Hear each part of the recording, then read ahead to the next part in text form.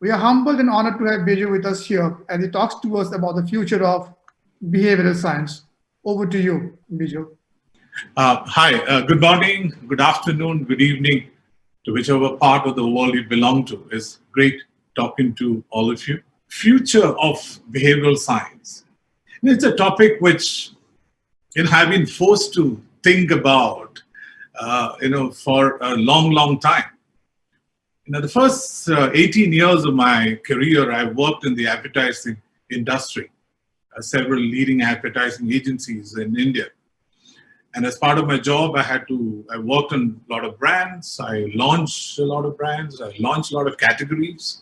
I worked on possibly one of the most expensive brand launch that is to this day has ever happened in this country. But even as I was working in the advertising industry, I knew one thing, that I'm not doing a great job. Because a few years into the launches, some of these, or even few months after a campaign is released, when I used to look at the sales of those brands or where those brands are, I never really found it. And I was always, actually did bother me, the humongous failure rate that was happening. And I knew the advertising industry wasn't too bothered about it, because the industry per se was having a good time in the beaches of Cannes and Goa. But I said, let me look a bit more deeper into this particular problem. And when I looked at the problem, I realized that the failure rate that was happening was not just in marketing, but the failure rate was there in, say, for a change management program, the whole world of HR. The failure rate was 70 to 90%. The failure rate in M&As was close to 90%.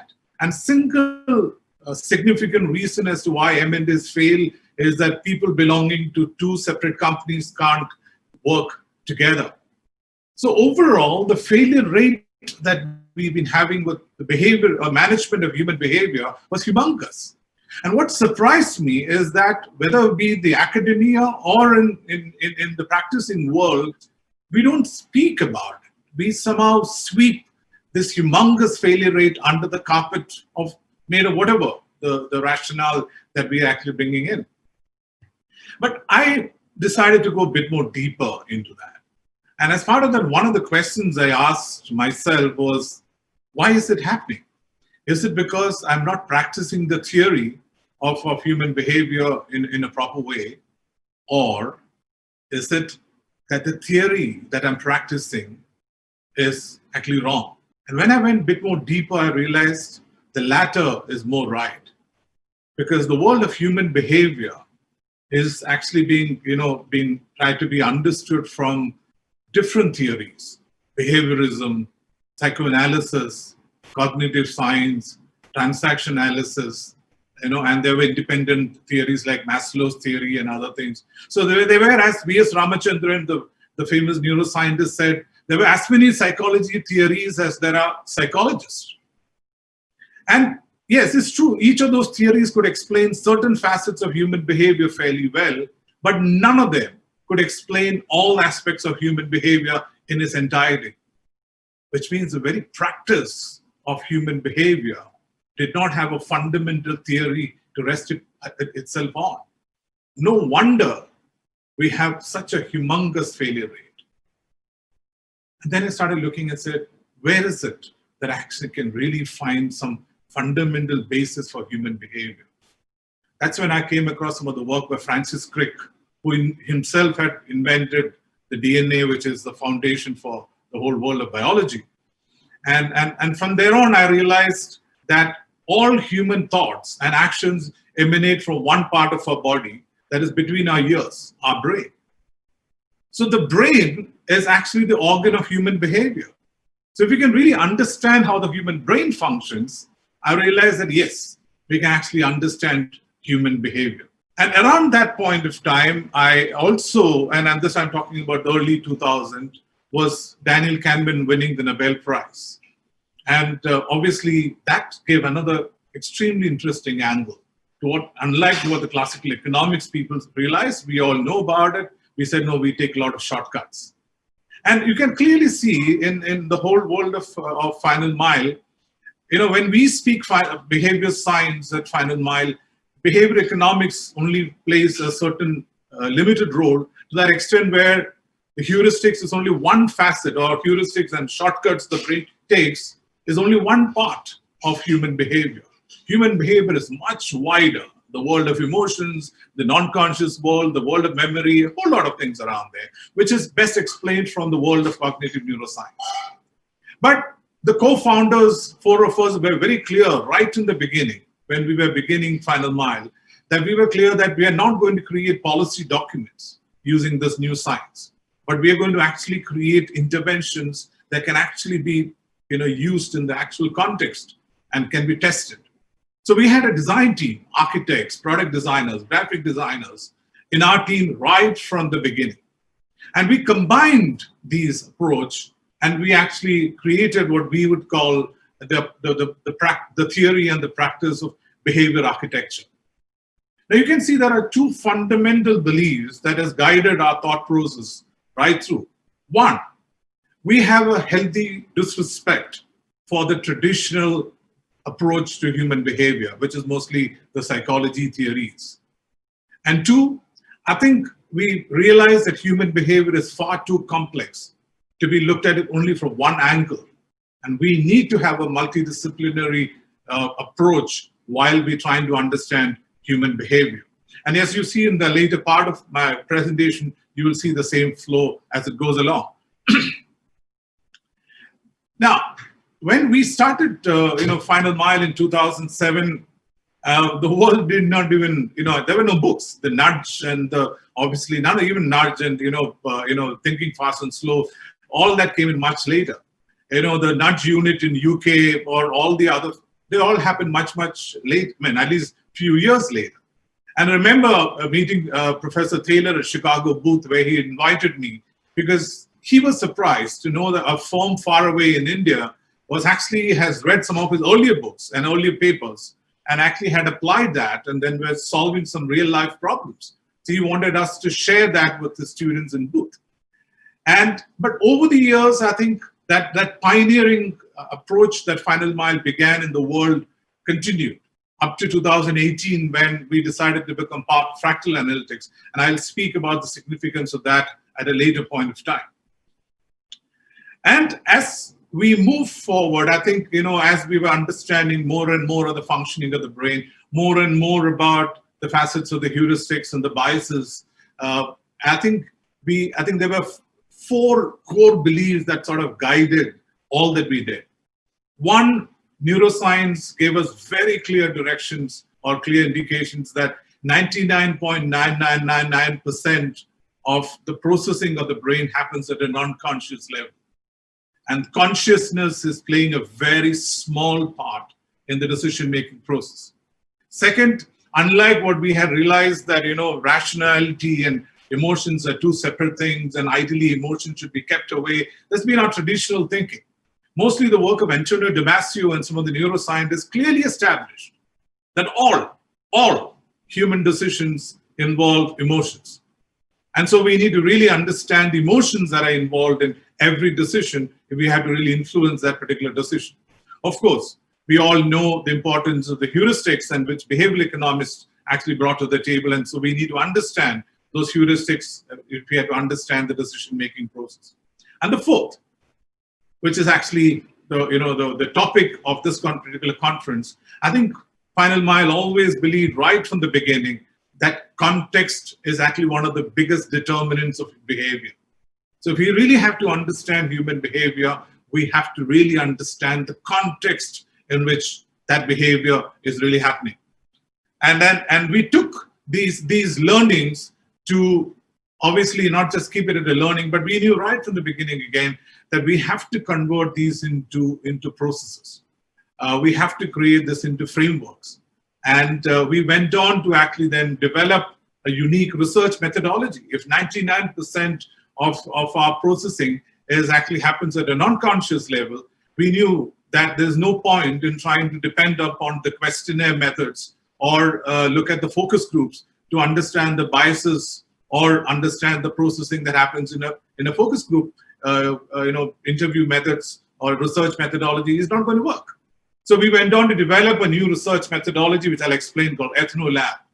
If the non-conscious is so large, we also realized the traditional approach to communication, which spoke to the conscious mind, we also realized is not going to work. We need a new approach to design. So I think as part of the importance of context, I think when we looked at the new research methodology, we were clear. Whether we've been asked to study the problem of people trespassing across railway tracks and getting hit by a train, which most of you will know, is the single largest cause of death in Mumbai city. 10 to 12 people die every day as they cross the railway tracks in Mumbai. Or whether we have to study for one of the oral care companies in the US and see, how does the lady actually pick up her oral care brand in one of the supermarkets in New York. We have to be in the context. And so at Final Mile, I think we always spend hundreds of hours in the context to really understand what was really happening out there. So we developed a technique called the Ethno Lab. Because yes, I think it is easy to say, yes, let's do an Ethno Lab. And I think ethnography, and that's initially we started doing it. But as we started getting more and more, variety of problems, we realized ethnography doesn't work all the time. For example, one of the pharma companies came to us and said, can you actually find and increase the use of oral contraceptives? We had to study voluntary male circumcision in Africa. We had to look at the problem of girl trafficking in India. So there were very personal behaviors. And we realized the traditional ethnography is not going to work. Or we worked with one of the largest credit card companies in the United States, and we realized what we are trying to study is the behavior over the usage of credit card over a longer period of time.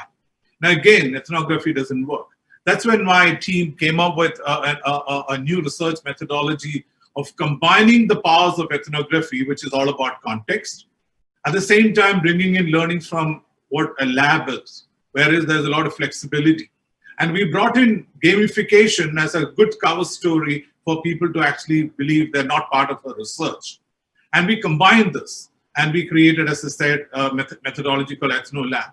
Now, Ethno Lab is a research methodology where we put people in decision-making mode. And we actually observe how they're taking the decisions. Obviously, we also have a hot state interview towards the end of the discussion. But in that observations, I think we are really able to see the behavior happening around there. Obviously, the hypotheses and others that we have are based on behavioral principles which are tested. So obviously, it's an interesting research methodology. The market research fraternity in the world said, wow, this is great. When in 2015 and 2016, SOMAR, which we know is the Oscar of market research, the highest accolades in the world came a Final Mile case study way, 2015 and 2016. That's when the fraternity, market research fraternity, said, this Ethno Lab is a very interesting and unique research methodology. Now, we also, something else which we brought in, contrarian to what we used to do in the world of advertising. And that was in the advertising industry or even the traditional consulting world, when it came to market research, we give it to a market research agency. So they go and do the research, whatever they come back, and then they come back and tell you, give you a report. But I think we were clear right in the beginning. The team that is working on it is actually the people who will do the market research. And the team has always stepped out to do in the context, spend time, and then they come back. And that is also a fundamental change that we did from a traditional approach. And when it came to solutions, again, we were clear, context is very, very important. Because the traditional approach to influencing people was through mass media communication. And mass media is actually far away, both physically and temporally, from the actual place of decision-making process.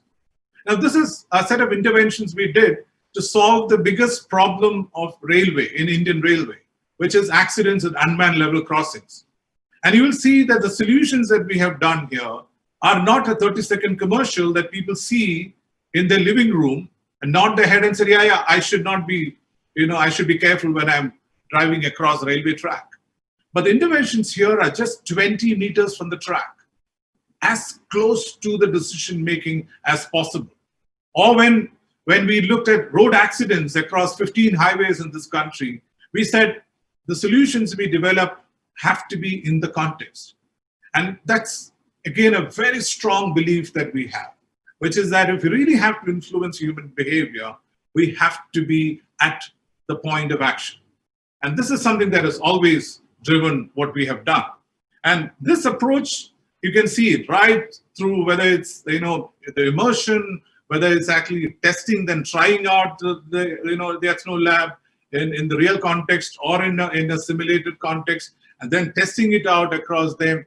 It is very, very contextual. And I completely agree when we speak about the conference, when we said, yes, context plays a very significant role in human decision making, and we need to understand that. And I think this has been tried in the last 13 years across to solve some of the most significant problems in the world, whether it's mitigating the problem of HIV in Africa, whether it's a credit card and looking at how the credit lines could be increased in America, to getting the largest airline in the world to actually increase the sale of their premium offerings, to insurance company making sure there's integrity because there was a lot of mis-selling out there, to working with the R&Ds to develop innovation products, or to get the people to use toilets in India, or work with various. I think we started with one, but now that's been across about 25 edtech companies where people join the edtech, but we know in large numbers, but the number of people who stay on and finish the course is pathetic. So how do you use behavioral science learnings to actually get them to indulge in there? Or how do you improve collections in banks? I mean, delinquency, how do you manage with it? Rail safety or girl trafficking. I think we worked across a spectrum of problems. I think that's something which we can very confidently say. Now we can tell you, you give us a problem and give us a week or two, and then we will come back and say, yes, I think we will be able to tell you how we're going to solve, because the sheer variety has been, and that also shows for all of the listeners that this new approach to behavioral science has huge potential. It can be used in both to handle the problems, commercial problems, as well as social problems. But I also want to remind one big learning that we picked up while solving these particular problems. Because somewhere the word nudge gives us a feeling that any problem in the world can be just solved with some smart nudge across there. But I can tell you a lot of our problems that as we go to deal with it are actually very complex problems. Many of them are problems within problems. As we've solved one problem, new problems emerge. So much so we call those problems wicked problems. For example, usage of toilets. We did develop certain interventions in few of the villages and districts in Karnataka. That's where we initially tried it out to get the people to use the toilets. And I think it worked. But as they were working, suddenly we saw they stopped using it. Then we asked them why. They said, but the pit that we have dug up, if all the whole family members start using it, now will it not fill it up?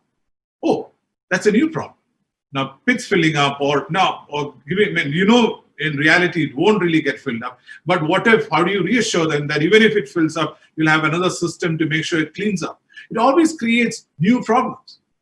And I think we realize that nudges work if the problem is very singular and it's very, like in the railway problem that we realized. It was all about just that few seconds before he enters the railway tracks. What is it I can do to make sure that he's a bit more cautious, or he judges the speed of the train well? Okay, it's nudges or those works. But otherwise, a problem like integrity, in the insurance company, we realize it's so complex. It calls for systemic changes within the organization.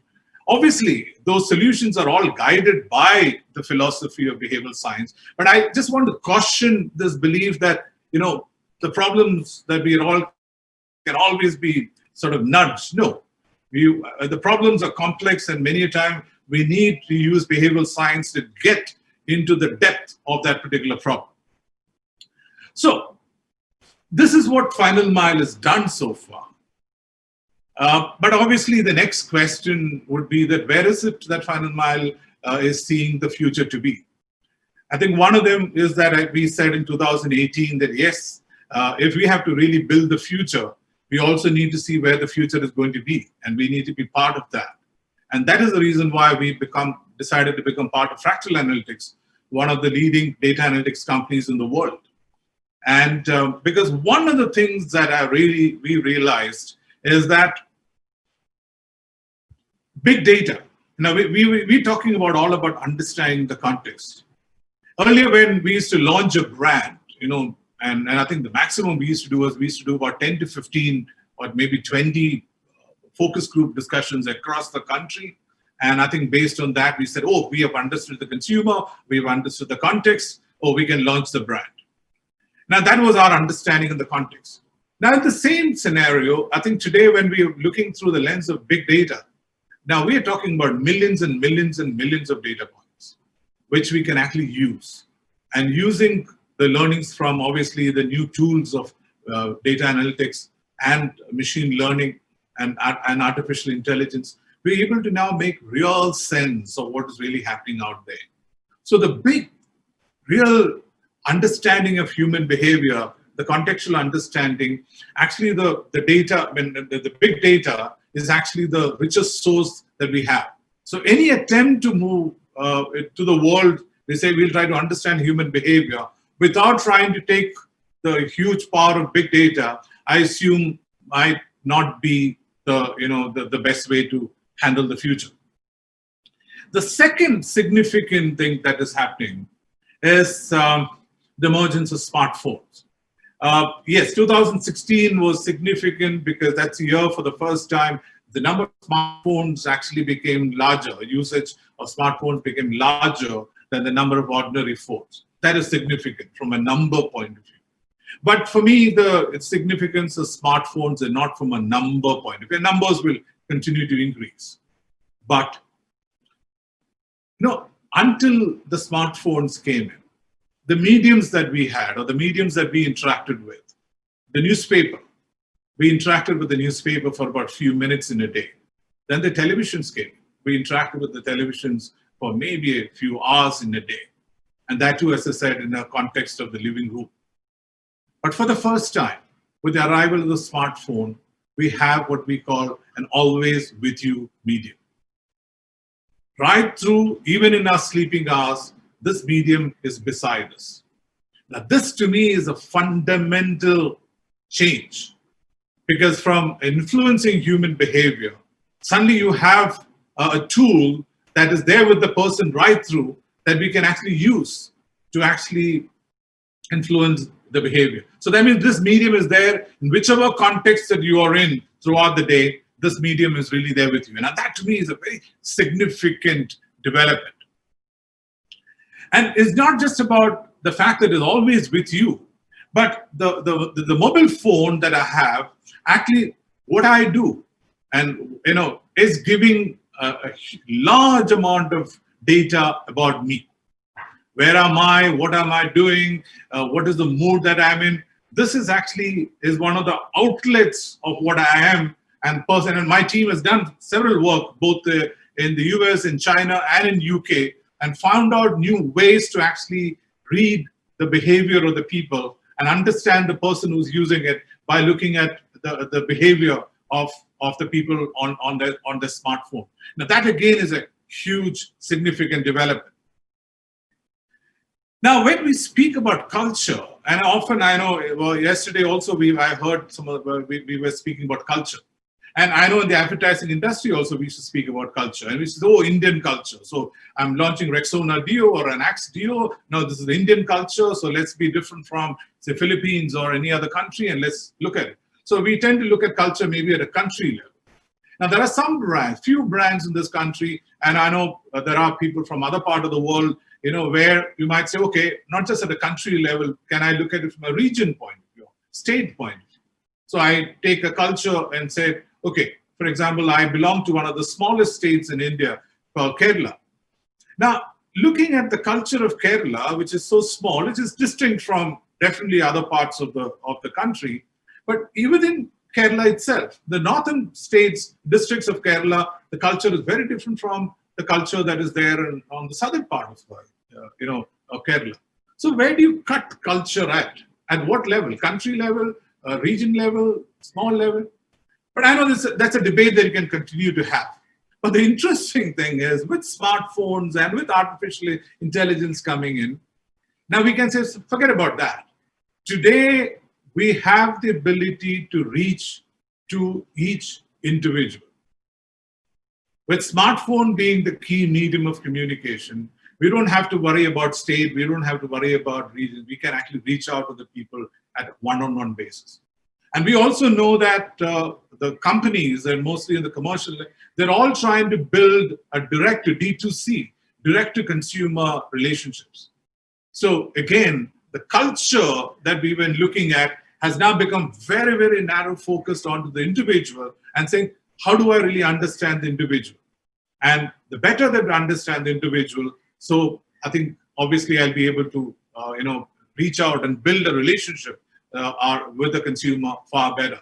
So the whole world of culture to me is actually getting now slowly but surely getting replaced by a completely new trend towards mass personalization. Now that is to me a very significant development which behavioral science professionals should be aware of. Whenever we speak about context, whenever we speak about it, mostly in the world of in the marketing, we actually tend to look at it from, oh, can I use this context to get the person to buy the product? It's good. And that's how the whole world of digital marketing and so is all focused on e-commerce, getting people to buy the product. But look a bit more closely. Let's take toothpaste. Now, how many purchase occasions do I have with the person? Once a month, because I don't purchase the toothpaste more than once a month. But let's take a different look to that. How many consumption moments that I have of a toothpaste? I have two. I have one every day. 30 times more than the purchase occasions. And a lot of brands across the world are trying to see if I can get the people to brush one more time in a day. Which means the occasions, I assume the evening, night brushing is not very large. If the brands can actually be able to do that, I'm significantly, obviously, increasing the market share. And today, across a lot of categories that we work with, we are realizing the opportunity to get the people to go to the refrigerator, take that particular product and consume is actually a far better, far more efficient and far better way to make sure that, obviously, because once you consume, that gets over, they'll go and purchase. So purchase need not be always the focus. For a lot of brands, I think the focus should actually move towards consumption. And this to us is another big trend that is emerging into the use of behavioral science. So from moving from e-commerce, where the number of occasions are far too restricted, move towards e-consumption. The same can actually be used, for example, road safety. When I'm driving, I might keep every 4 kilometers or 5 kilometers, I might actually keep some signage to make sure that he drives slowly.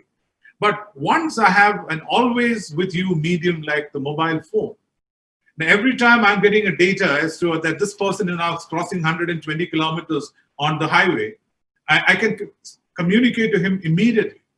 So this is actually now helping us to now reach to the people far more frequently than what we were doing before.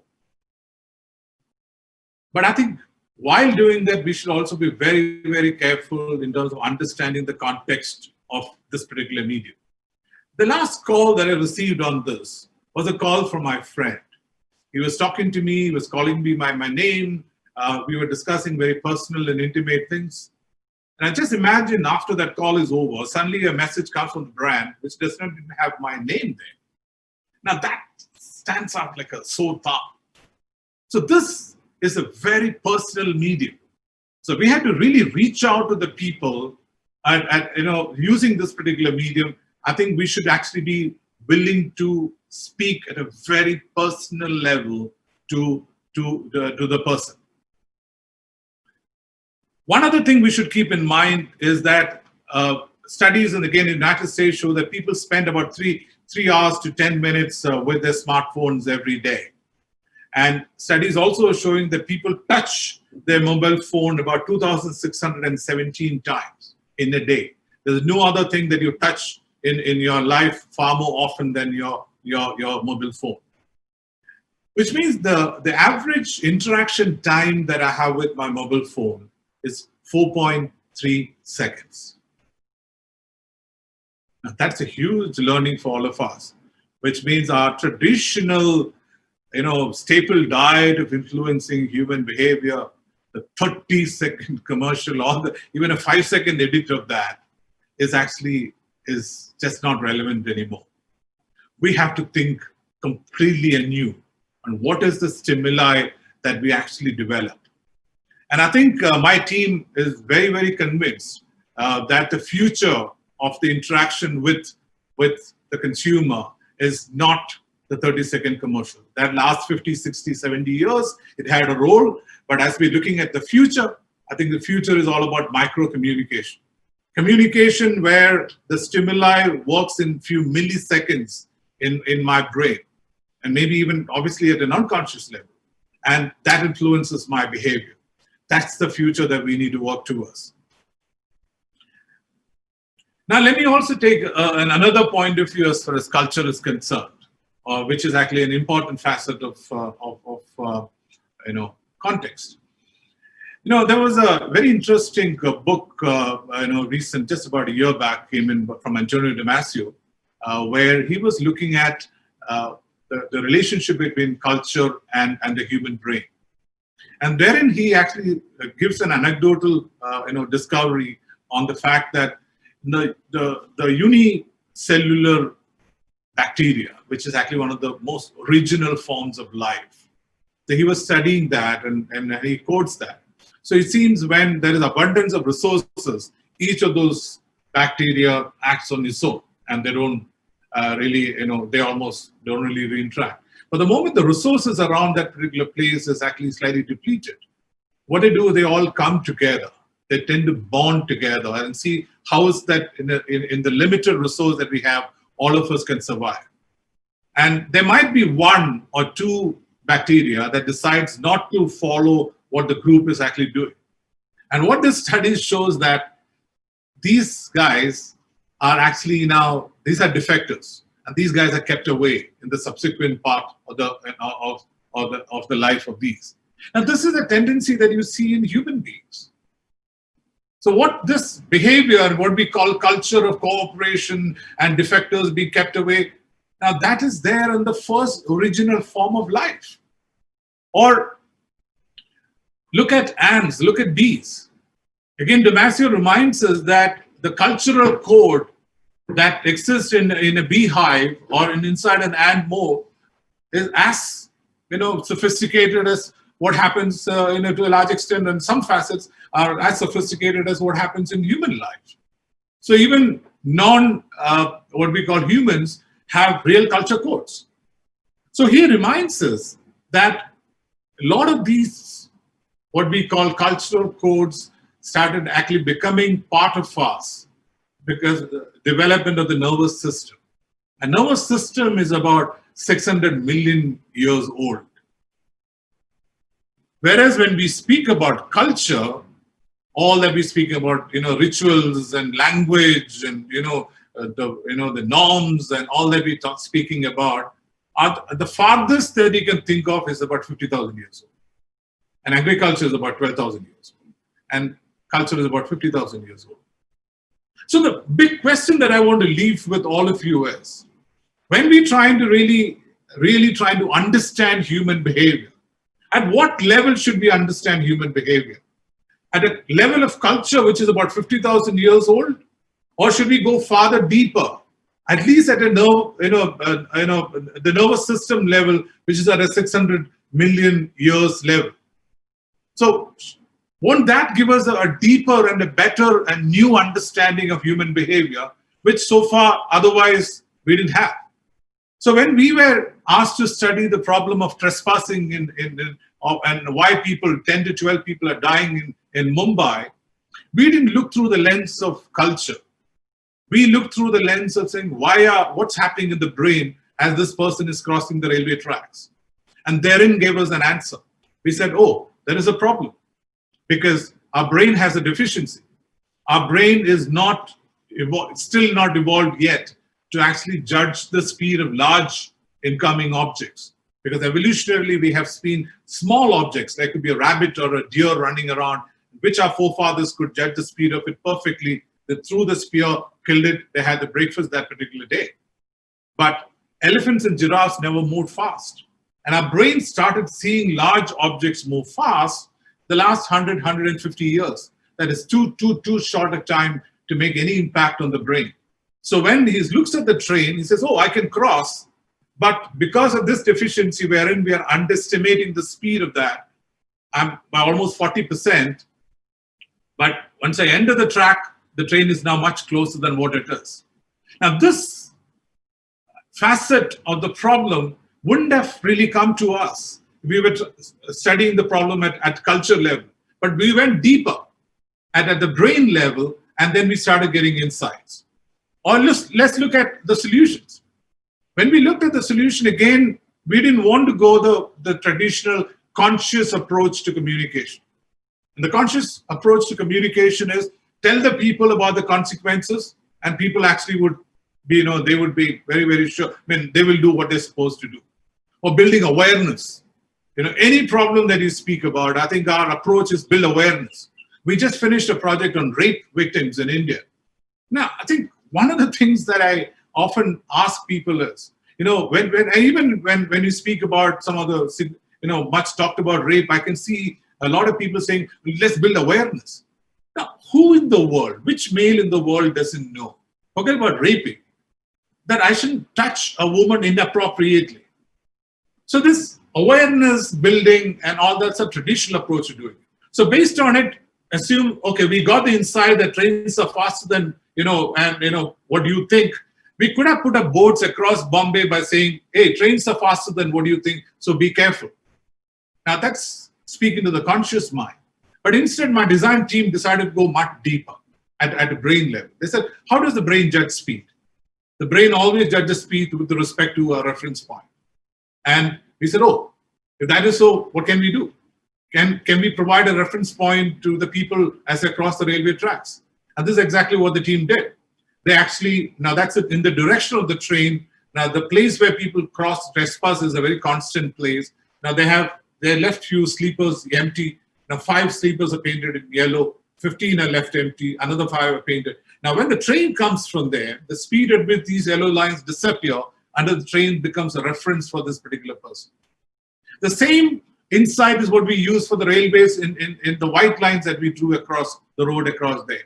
But there we knew that people are judging the speed of the car, whether my leg should be on the accelerator or on the brake, which is a very non-conscious decision, not by looking at the speedometer, but how things are going past them.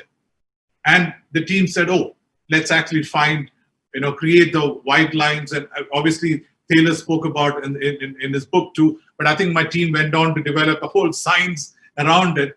But in all of them, I think the insight is actually based on the functioning of the brain.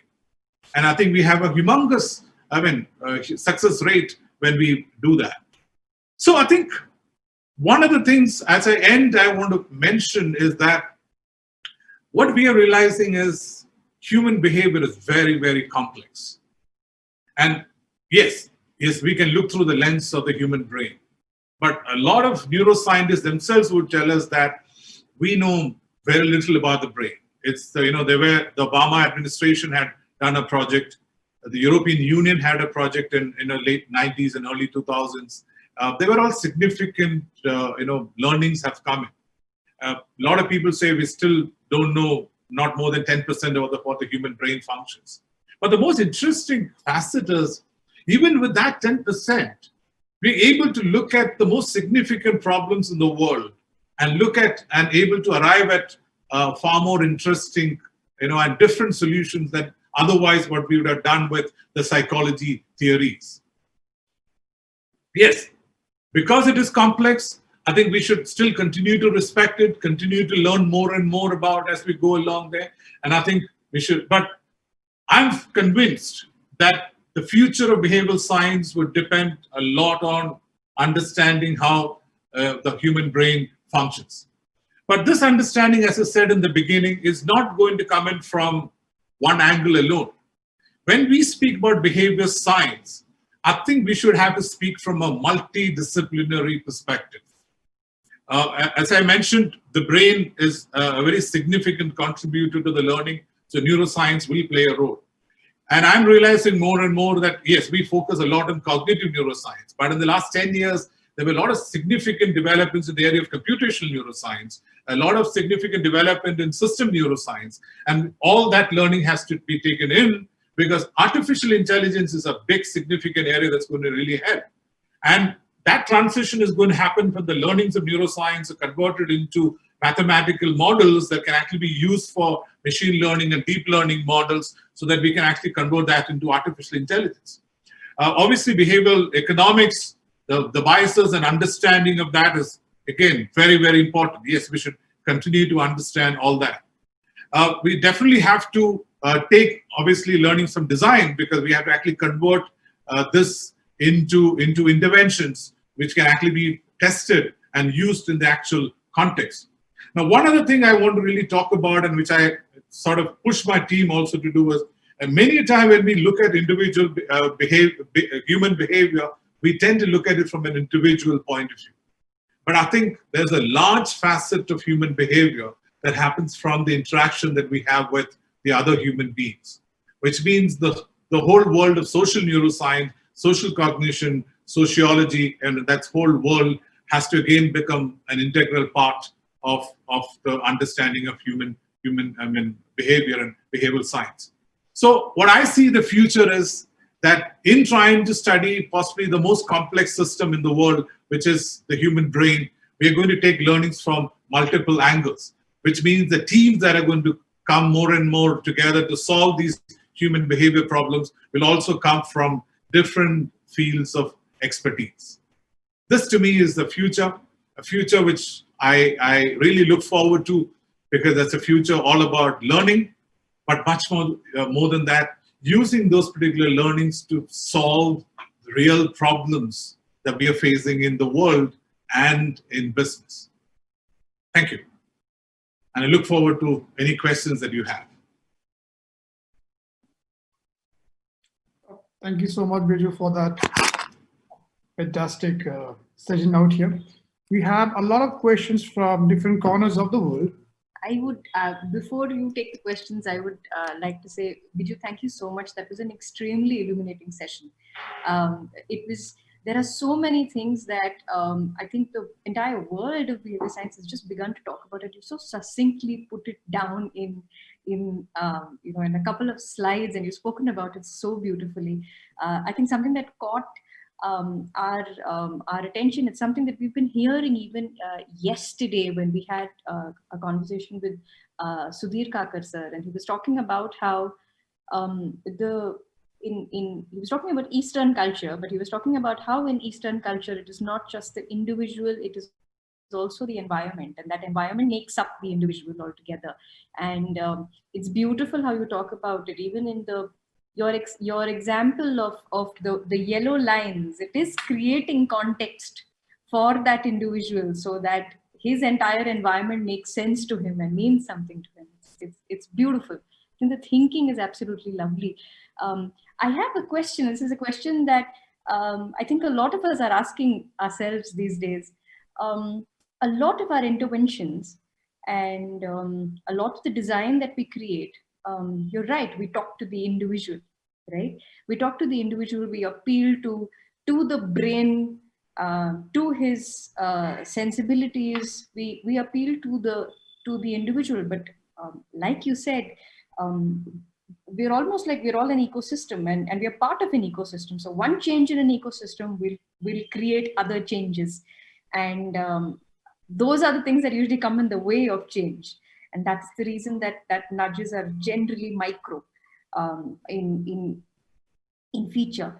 Do you think there is a possibility to, not just in communication, but to design for groups and not for individuals? And will that actually cause change?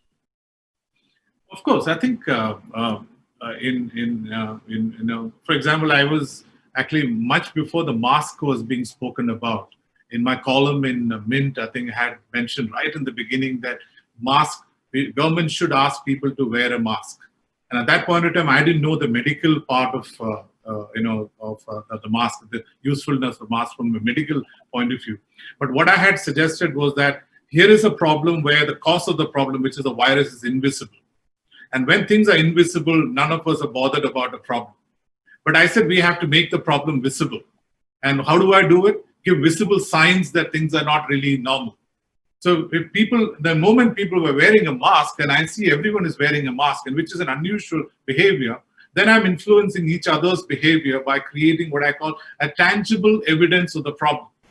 And that is a very clear case of how I'm actually solving, where my behavior is actually also influencing the behaviors of other people around there. That is one. The other, I just want to talk about another extremely important example of context in this. I was asked to study the problem of suicides in Calcutta Metro. So I went to Calcutta Metro after about 28 years because I began my career in Calcutta. Just about 2 years back, I went there.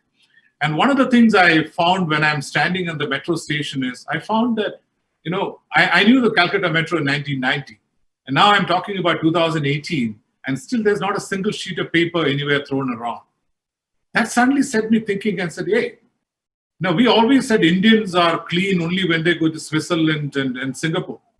And then I looked at it and said, whether it's the Calcutta Metro, which is now almost 32 years old, or whether it's the Delhi Metro or the Cochin Metro, there are no pan stains. No one spits. No one throws any paper around. So somewhere the context of the metro station has actually influenced not just one person's behavior, it has actually influenced everybody's behavior. So there is something deep in that. If we go deeper, we can actually make this country behave in a certain way, because inherently, as I said, if I look at the brain construct of the Indian system, I think we are all, because of heat, we were always clean.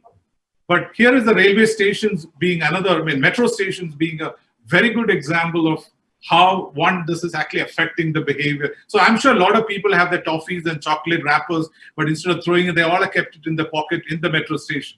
So this is another example of how we can influence the behavior of a group of people. Lovely, very interesting. So let's go down to a lot more questions coming up, and I hope we have time to take some of them. Otherwise, I would just hog all of this. Yeah, all right. There's a question from two people, but they're similar in nature, so sure. Find them. It's from Jonathan Cook, and from Veda, right? Veda Hridaya. Jonathan says a lot of behavioral science is looking at organizations or brands getting the most or best from individuals. Do you think there is a space in behavioral science to improve democracy, general education, and the individual's ability to get most out of life, to get the most from brands, life, and organization? So it goes the other way around, right? From here to here. Number one is that. Number two is Veda. She's saying, could we be using behavioral science in the coming years to build responsible voting behavior and public opinion? Further, does this science have application in the building of nations and the management of national leadership? So although it is separate, I would like you to take them together. See, I have often said that the people, although I said Final Mile is one of the first to use behavioral science, in influencing human behavior, but I've always maintained that I learned a lot about human behavior and where it can be used best from the organized religion, from the politicians, from the terrorist organizations. And I think they were actually the most efficient users of behavioral science. They are the masters. And they have actually used that when she was asking about elections. Of course, they knew. And look at the smartness of the game, how they create in-group and out-group, how they create a fear in the people. I don't want to get into it, but I've written a few articles around there. So of course, this has already been proven that good societies, good behaviors, or the bad behaviors can actually be created by the science. So it all depends on what we use it for. If people are using it for something wrong, we can actually use it for something that is good. And one of the things I was speaking to one of the communities recently is, the way a terrorist is being created and the way an army person, a kid who's actually afraid of he's being trained in NDA, both training programs are the same. Both are being created to die for a cause. And if you really look at the stages right from they enter, I want to become a terrorist, to where they said, well, you're a child, don't even come here, to an NDA where you said you're a small kid, get off, man, you're not meant to it. Right from the beginning, if you look at it, all stages are the same. So the science is such that it can be used for good things to get people to defend our country, can also be used this. And the good thing is that we can unravel the complexities of radicalizations and other things and really find solutions if you really have behavioral science. So elections and getting people to vote, of course, is one facet of that. Well, Biju, it's kind of freaky because I think a week back we were talking with the students and alumni of IIM Bangalore, yes. Giving them a presentation around marketing and all. And this was the exact same example we used, said, don't let this freak you out, but let's talk about ISIS and the Taliban and what's going on out there. And how they're creating these brands and how we have time for a couple of questions more, a lot of questions coming up. Here is an interesting question, and I want to tie it back to what we had last night in one of our panels. We had some really fantastic people. This particular question says, it's from Kanish Kapoor. He says, is the use of data in order to manipulate voters Cambridge Analytica during the 2016 election an example of using behavioral science to our benefit? Number one. And then Tanya follows up saying, is the involvement of Cambridge Analytica in the US election the opposite of the beneficial aspects of behavioral science? And the best part is, we actually had Patrick Fagan on board last night in the closing panel, him, Howley, Press Boom, and they talked about a lot of things, but we want to know your point of view around these two questions. No, I completely agree. Look at any discovery in the world. They're all been either can be used for good thing, can be used for the bad thing. Which is a discovery which you can say, including religion. Can we actually say it can only be used for good things? No, a lot of bad things in the world have happened because religion was actually used for bad things. So the belief in God. So there is nothing that we actually say good or bad. Shakespeare had told us long back, but it all depends on how we use it. So if Cambridge Analytica used the data in the wrong way to actually this one there, obviously we can use data in the right way to actually help people to take the right decisions. But I think that's where the ethics and that's where of the company that is actually working on these projects actually matters. And I think whether it's Fractal Analytics or Final Mile, I think whoever has worked with us knows what the highest levels of ethics that we uphold when we do a project. If I have to follow that, so there are two ways, right? One is the whole question of ethics. About should we implement these or not? Right? How do we do it? And that's at the side of the the developer, the agency, the company, or the brains behind it. And they are going to do their own thing. So you're saying we don't do it, Cambridge is doing it, all right, good. On the other side of people like us, the general population, what tools do we have available to us, to protect ourselves from these kind of influences, or are we just helpless? Like, what is going to happen to us? I'll split, Prakash, this into two, because the first part I think was very well answered. I think this ethics, non-ethics, because I think Kahneman put this very well. Someone asked Daniel Kahneman, he said ethical, and he said, that's the wrong framing of the problem, because the framing should be actually be efficient versus less efficient, less efficient versus more efficient.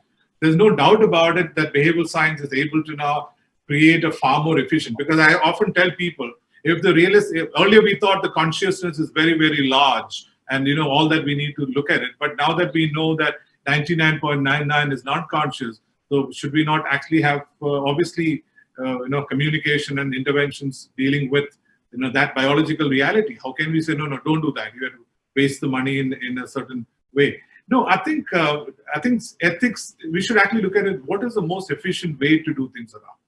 Now, the second part of the question I want to mention, awareness of this product. Like, for example, my colleague, Prakash, you might know Ram, he was traveling from, Hyderabad to Bangalore. And, that's one of the first highways where we had done the road safety projects. So he knew what those wide lines are for. He said, oh, that's our interventions coming out. And he said, I'm not going to shift my leg from the accelerator to the brake. And as he drove, and because I don't want to mention, because it's not a small distance, we do have for a long distance, Ram realized that by the time this was over, his leg was actually on the brake.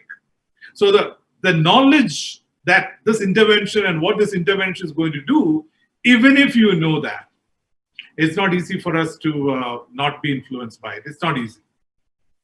Thank you so much, Biju. We have a lot more questions from Budharitya, from Deepti, Kanishk, from Nitish, Amrita. We got Tanya, Shivari, and guys, we're really sorry we're not able to take all those questions, but you can reach out to Biju on LinkedIn. I don't know if you can drop him emails, but at this thing, drop him an email. Make his weekend. Yeah, happy to do. Happy to. Get in touch with him, ask him for a Zoom meeting, and go down to him with all your questions. Okay, now I'm pushing it. Yeah. All right. Thank you so much, Biju, for being here with us. Thank you so much, Biju. It's been brilliant. And we'll see you soon.